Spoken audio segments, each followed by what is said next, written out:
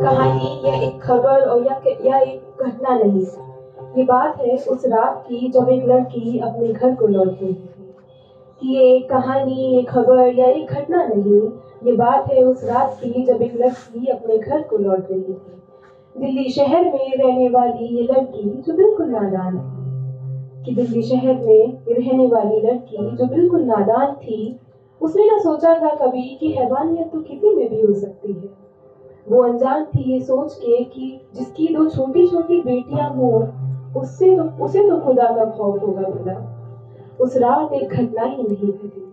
एक लड़की जो बस अपने ऑफिस के काम से घर को लौट रही थी, उससे अपनी जिंदगी की भीख मांगनी पड़ी।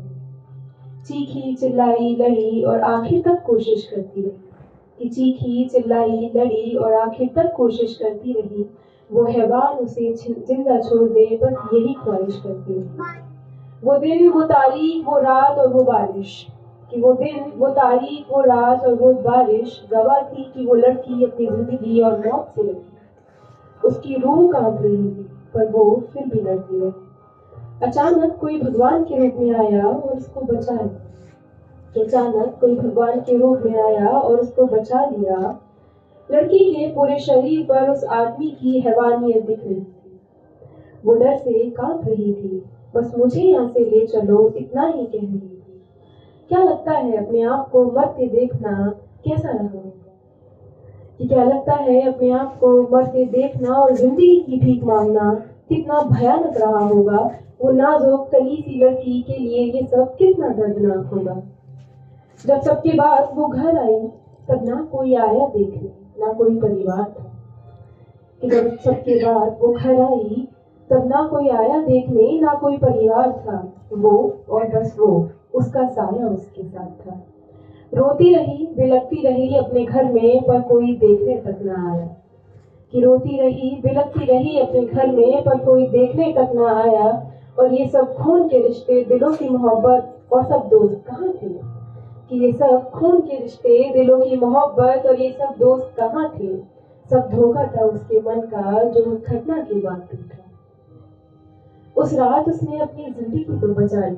कि उस रात उसने अपनी जिंदगी तो बचा ली, अपने आप को खो दिया।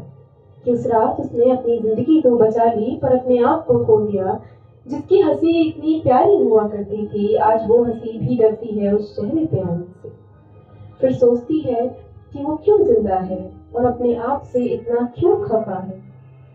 इंसान की हैवानियत ने उसका कत्ल कर दिया। अब वो जिंदा तो है पर जिंदा नहीं, सांसें तो लेती है पर खुल के नहीं।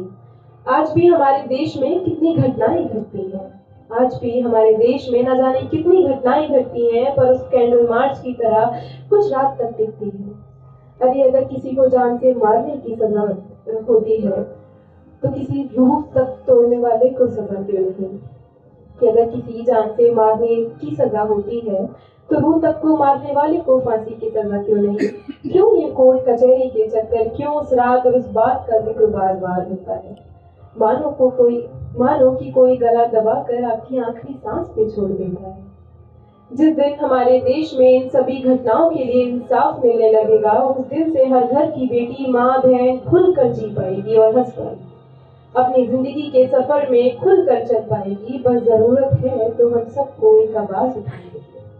कि बस जरूरत है तो हम सबको एक आवाज उठाने की, ऐसी आवाज जो इंसाफ मिलने तक सुनाई दे और एक खौफ पैदा करे ऐसे राक्षसों के दिलों में कि उनकी रूह कांपे किसी औरत को देखने से पहले, किसी औरत को देखने से पहले।